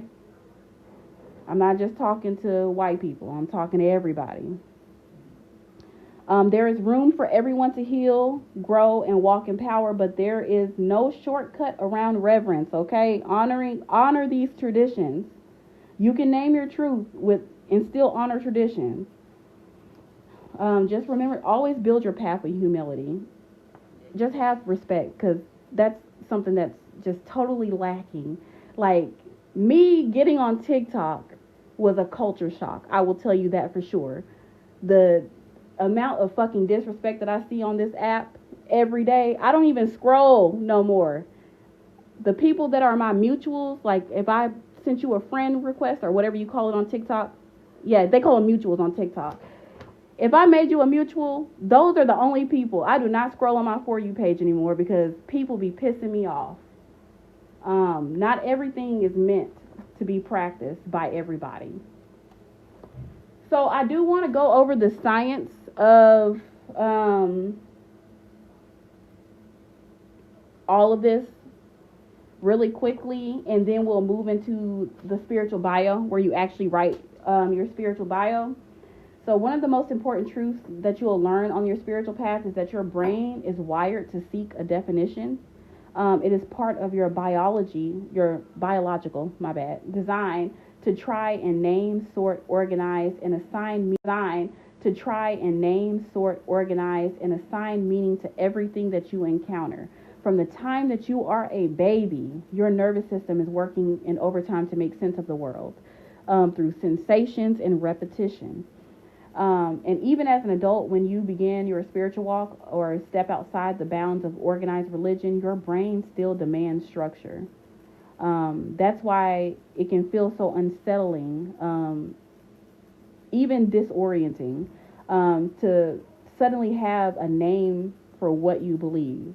a word for your power, what you're experiencing, or a system to hold your revelations. So, at the heart of this wiring is your limbic system, which you probably learned about in high school. It's the emotional part of your brain. It governs memory, intuition, and survival instincts, and emotional processing.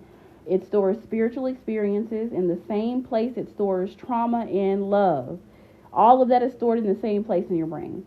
When you feel spirit move through your body or have a metaphysical encounter, whether in dreams, meditation, or rituals, it gets encoded into your limbic system as something felt rather than just understood.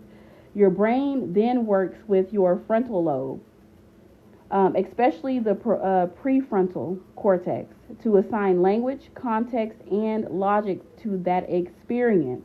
This is where pattern recognition comes in. Humans are constantly scanning for patterns. Whether you know it or not, your brain is always looking for a pattern because patterns signal safety to your brain. That's why finding a consistent spiritual practice or naming your beliefs can reduce anxiety. That is a fact. It gives the brain a pattern to relax into. This also explains, excuse me, why definition doesn't have to mean dogma. Many people fear naming their path or using terms like witch, light worker, seer, spiritualist, because they associate those labels with restriction and judgment. But when used with intention, names can liberate the brain. They reduce the feeling of floating aimlessly through spiritual space.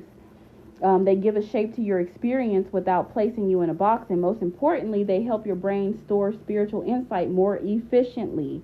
When you name something, it becomes easier to integrate and call upon it when you need it. This is not just philosophical, by the way. This is actual neuroscience that I'm telling y'all. So, from a metaphysical lens, this act of naming is powerful. It's almost in every single tradition, spiritual tradition. The first act of creation with sound or word in the Bible is, let there be light.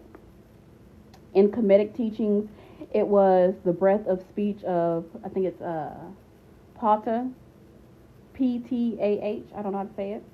In Yoruba cosmology, it was the spoken command of Orisha. Even in physics, the naming of particles, it's not just for categorization, it's reflection, an attempt to capture the behavior and identify unseen forces. That's why we have a name to everything. That's why language exists. Naming is actually a ritual, if you didn't know that. If you're a hoodoo practitioner, you already know that, what the power of naming something does. Naming is alchemy. When you name your spiritual truth, you claim authority over it. Remember that. When you name anything, you claim authority over it. So let's go even deeper with this thought when we talk about quantum entanglement. If you don't know what that is, it's the scientific theory that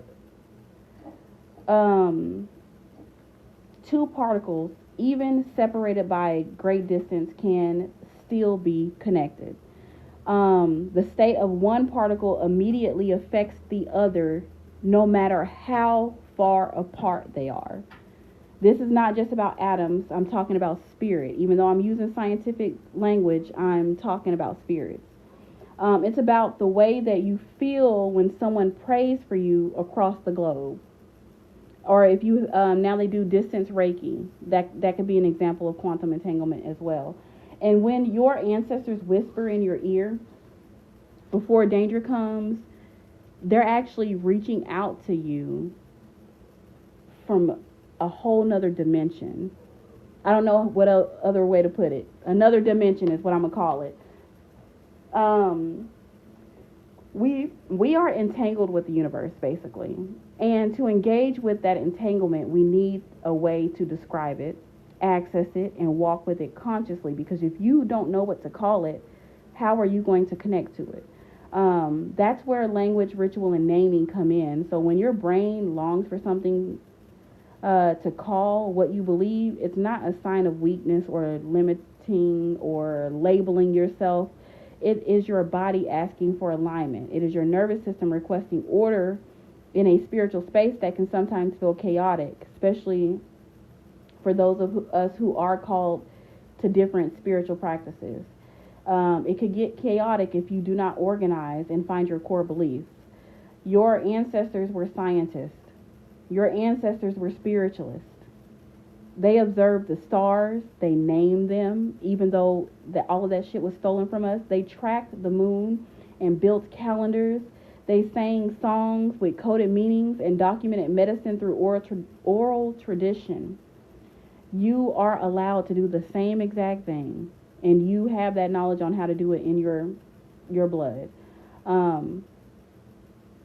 Because when you walk in an undefined path without any spiritual language, it can lead to burnout, fragmentation, and even spiritual danger. When you cannot name the energies that you're dealing with, you may mistake one force for another.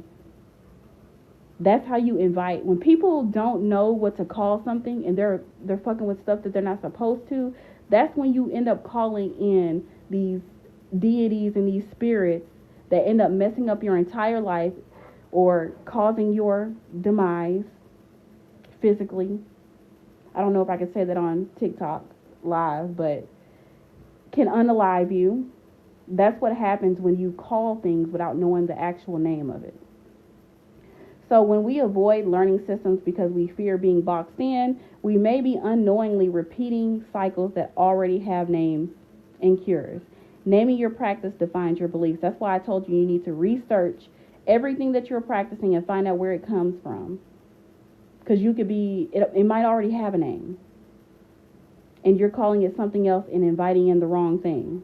If you can read between the lines of what I'm trying to say. So, it's important to study both science and metaphysics behind everything that you do. And also, I want to say, let your brain have its order. Let your soul have its mystery. Let your language serve both. You are not choosing between spirit and science. Spirit is science. Okay? So we're going to go into how to write your spiritual bio. This is going to go by quick. You're going to pay attention. Oh, did anybody have any questions? Thank you, Shanti. What's LHP mean? This happens with LHP practitioners a lot. I don't know what that acronym stands for.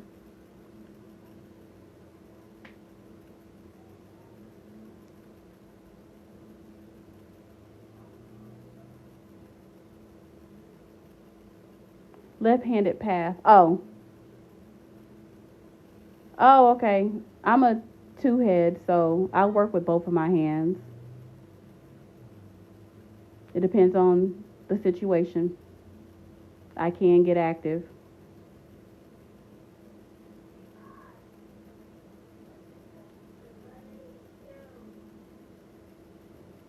But yes, if you are a left-handed practitioner, it is very, very important for you to know what the hell you calling in. For sure. Medusa, yes. If y'all didn't know that Medusa is my spiritual name, if you read my book, it was a name that was given to me in a dream. And then again in real life by an elder. But it is also my business name, and it stands for magic and enchantment done uniquely, safely, and affirmatively. That is the acronym for Medusa in my business name. You try to stay on the middle path.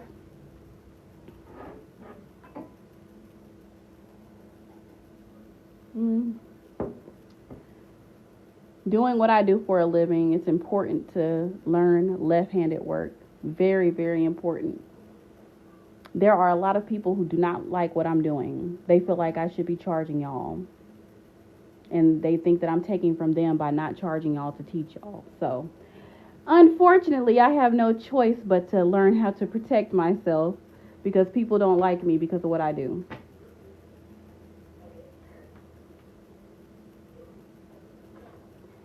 So we're going to go into how to write your spiritual bio. And keep in mind, like I said before, this is not locking yourself into one belief. It's about giving your walk a language so you can actually study, protect, and embody with more clarity.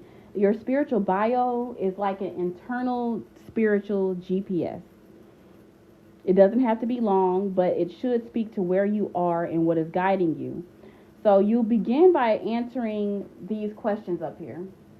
What do I believe about spirit and how it communicates with me?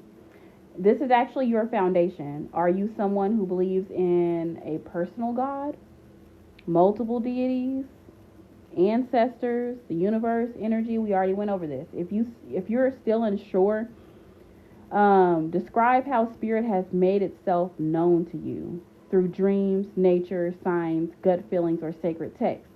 And these questions right here, I actually want y'all to answer right now and write it down, because you're going to need it to do the ritual. You can't do the ritual until you make your spiritual bio. So that is why I printed, that's why I put all of this on printable flyers on my page. That way, if you do not know what you want to do tonight, you don't have to participate. You can just watch everybody else, because I am going to invite some people up here to share if you want to share what you made your spiritual bio. If nobody wants to share, we'll go straight to the ritual. But I do have all of this on my page. That way you can do this in your own time, so you can really think about it if you want to. So I want you to actually answer this question now if you do want to participate now. What do you believe about spirit and how it communicates with me? And if you want me to give you an example, we can say my first sentence in my spiritual bio would be, I believe spirit speaks to me through dreams, numbers, and deep emotional knowing. Or you can say, I believe spirit speaks to me through my ancestors. I believe spirit speaks to me through God. That's what your first sentence. This is your first sentence. What do I believe about spirit and how it communicates with me? You're welcome for We Are Many. I didn't even see what you said, Melly. Let me go back up and look. You said aren't. Thank you so much, Goddess Kiki. I'm just seeing that. Yes, Jen. Left-handed work is for protection and justification. It depends on what type of practitioner you are. If you are a practitioner that is seeking justice for others, like victims, left-handed work is used to protect others too. Let me see.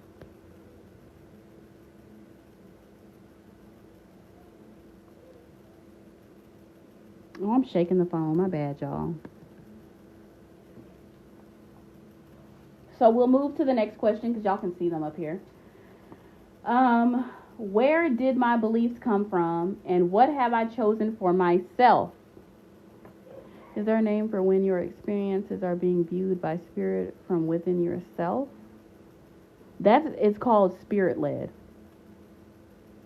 When your own spirit is leading you, and you feel like it's your soul, that means that you have a spirit-led path.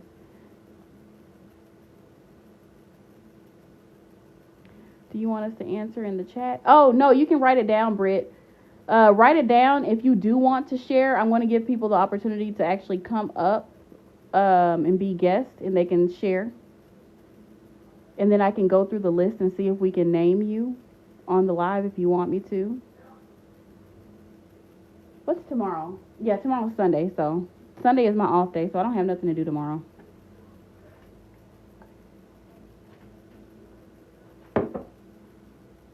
And I actually ate before this live this time. Usually I be starving. You're welcome, Memento Mori. So, the second question, my bad.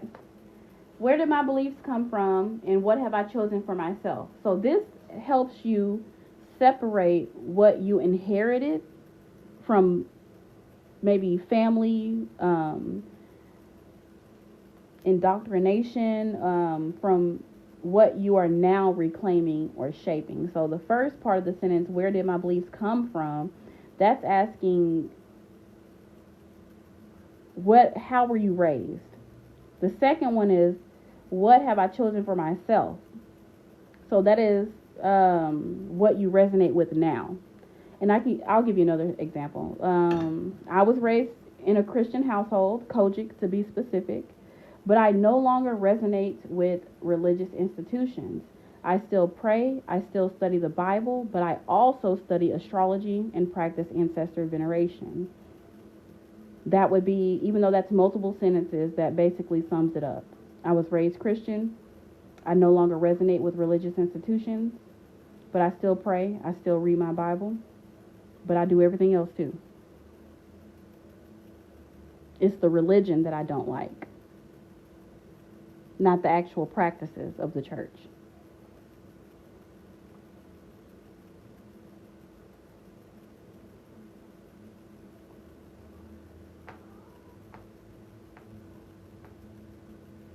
You too, for we are many. Well, you're a hoodoo practitioner, so I'm not surprised, for we are many. I almost called you by your real name.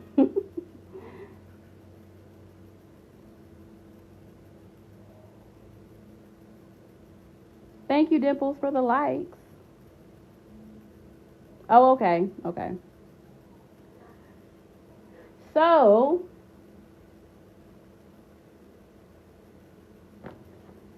now we get to number 3. What are my practices? So, what are the practices that connect you to spirit? This can include journaling, tarot, herbal work, energy cleansing, church, if you go to church, meditation, altar building, or dance. An example of this is I light candles, I pray to my ancestors, and I use astrology to track emotional growth. So you basically are just listing off a couple of your practices.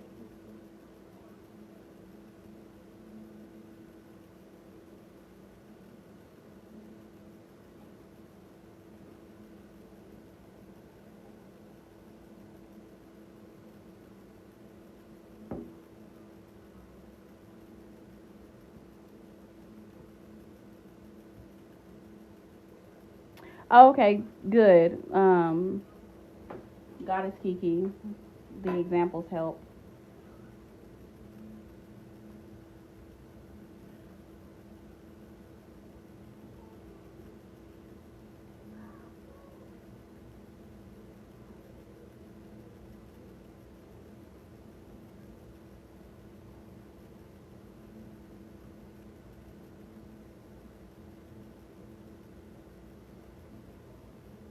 So now we're going to clarify your values, and that's when we get to number 4. What are your core truths? So this is what are your spiritual core truths. These are the non-negotiables, basically. These are the things that will never drop off. You will always believe this, no matter what. Because some of these practices, like your tools may change, what you resonate with might change, the way you communicate with your spirits might change, but your core beliefs will never change. So what are your non-negotiable spiritual core truths? An example is, I believe in universal justice. I believe in universal laws. I believe that energy never lies or dies. I believe in that healing is a birthright. These are statements that are like powerful affirmations that can actually root you when you're tempted to spiritually conform or compare. So what are your core truths?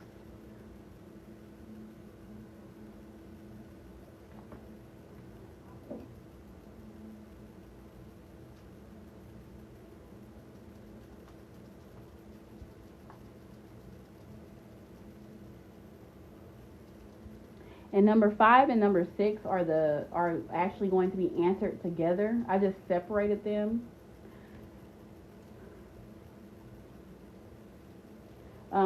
You can answer both or need one or the other. You can say, what do I call myself? Or what am I exploring if you don't know what you call yourself? You would have to write a book about what? Did I miss something? Oh, you would have to write a book about your core beliefs? Is that what you're talking about?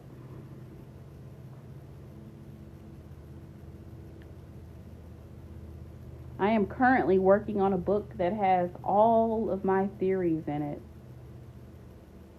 so my kids can have it when I'm gone. Hopefully, my oldest daughter will take up where I left off if I don't finish some of them.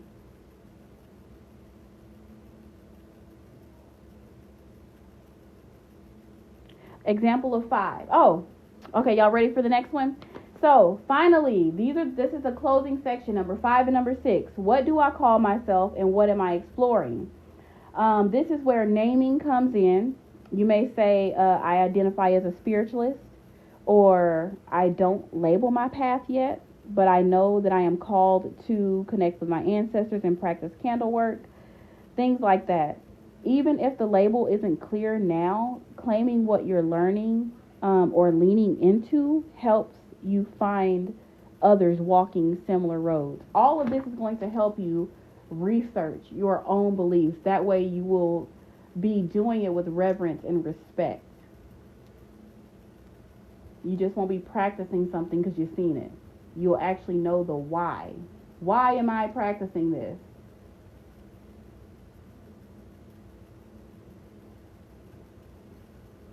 Thank you for the gifts.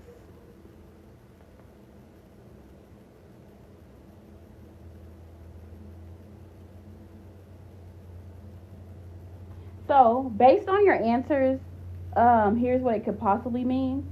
If you are called to dreams, divination, or direct guidance from spirit, you may be a mystic or a spiritual intuitive. If you blend multiple traditions and crafts into your own rituals, you may be an eclectic spiritualist.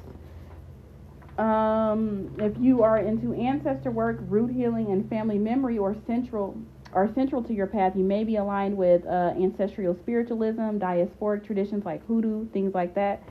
If nature speaks to you more than doctrine, you may be drawn to earth-based spiritualism, animism, what they call green witches. I think that's what they call them.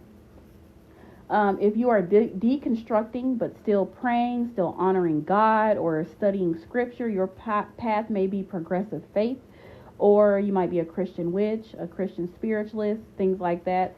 If your ritual is your language, candles, altars, herbs, baths, you may walk with metaphysical spirituality or even hoodoo, depending on your culture and your lineage. Remember, your lineage is important. Remember that this is a snapshot. It's not a final destination. Your spiritual bio can change, and it will change. Trust me. You can rewrite it in a month, a year. You can rewrite it tomorrow. The goal is not perfection. The goal is self-definition, so you can actually research your beliefs, because a defined spirit is a powerful one. So I did draw up, I created a key to try to see if anybody does want to share. Let me know. Eclectic, yeah, that describes a lot of people actually. Let me see.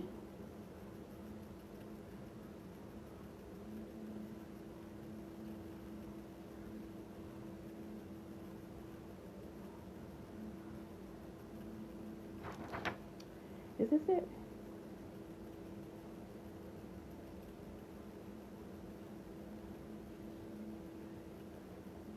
Oh, okay, yeah. So did anybody, you'll share